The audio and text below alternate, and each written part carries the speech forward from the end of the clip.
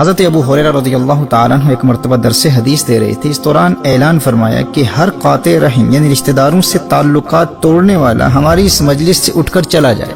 ایک نوجوان وہاں سے فوراً اٹھ کر اپنی پھپھی کے پاس چلا جاتا ہے، جس سے اس کا کئی برسوں سے اختلاف اور جھگڑا چل رہا تھا۔ وہ اپنی پھپھی سے فوراً صلح کر لیتا ہے۔ جب دونوں راضی ہو گئے تو پھپھی نے نوجوان سے کہا کہ تم حضرت ابو ہریرہ رضی اللہ تعالیٰ عنہ سے ان کے اعلان کی حکمت پوچھو کہ انہوں نے ایسا کیوں کیا۔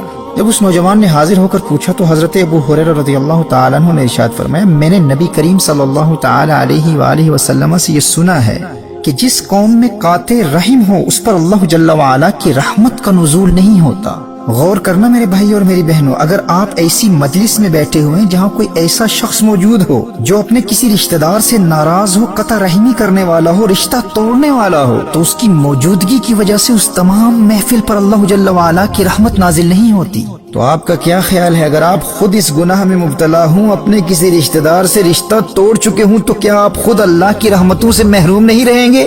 میرے دوستو، پہلی فرصت میں جہاں عذر شرعی نہ ہو وہاں اپنے تمام ناراض رشتہ داروں تک پیغام صلح پہنچاؤ، اور ان کے گھر جا کر اگر خود ان سے معافی بھی مانگنی پڑے تو یہ کوئی خسارے کا سودا نہیں ہے۔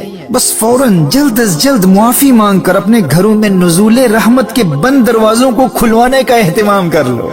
اور میرے دوست یاد رکھنا، جب نزول رحمت کے دروازے بند ہو جاتے ہیں نا تو پھر دعائیں بھی قبول نہیں ہوتی۔ امام طبرانی المعجم الکبیر میں نقل کرتے ہیں کہ ایک مرتبہ حضرت عبداللہ ابن مسعود رضی اللہ تعالیٰ عنہ صبح کے وقت مجلس میں تشریف فرما تھے۔ اعلان کیا کہ میں قاطع رحم کو اللہ کی قسم دیتا ہوں کہ وہ یہاں سے اٹھ کر چلا جائے تاکہ ہم اللہ سے مغفرت کی دعا کر سکیں، کیونکہ قطع رحمی کرنے والے یعنی اپنے رشتہ دار سے رشتہ توڑنے والے پر آسمان کے دروازے بند رہتے ہیں۔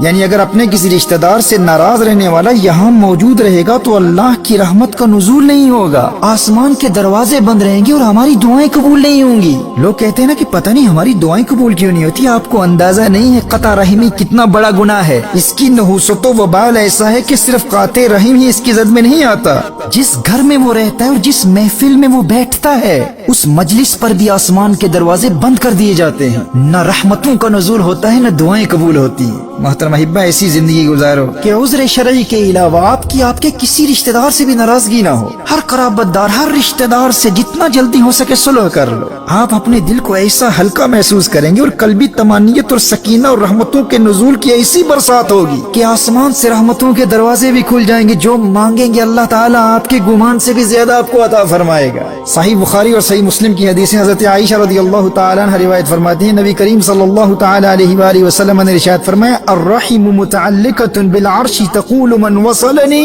وصله الله ومن قطعني قطعه الله۔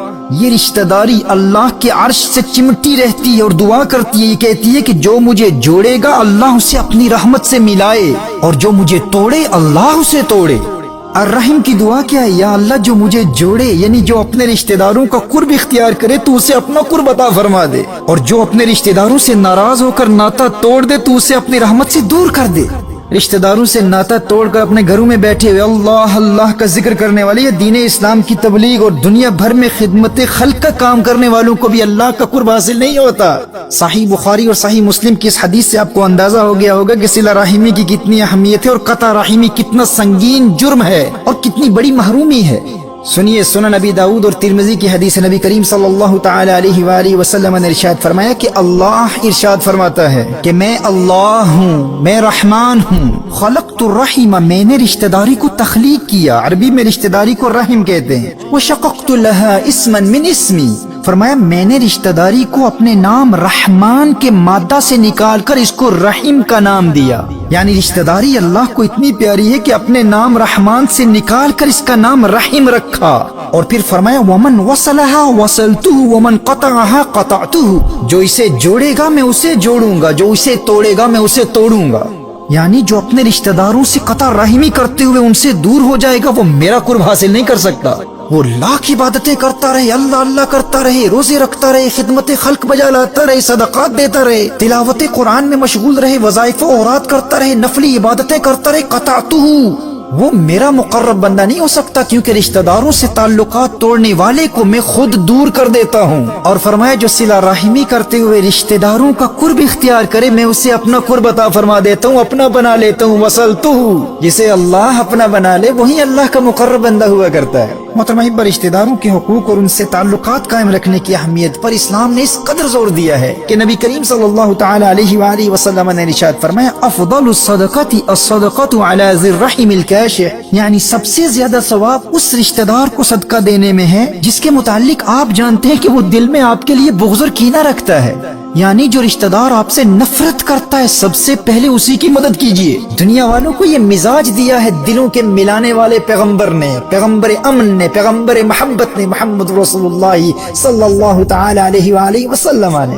نہ کوئی دل ملاتا ہے، نہ کوئی دل سے ملتا ہے، کسی نے سچ کہا ہے دل بڑی مشکل سے ملتا ہے۔ اگرچہ یہ کام مشکل ہے لیکن جو دلوں کے ملانے والے آقا صلی اللہ علیہ وآلہ وسلم سے پیار کرتا ہے پھر وہ دلوں کو ملانے کا کام کرتا ہے، وہ توڑنے کا نہیں جوڑنے کا کام کرتا ہے۔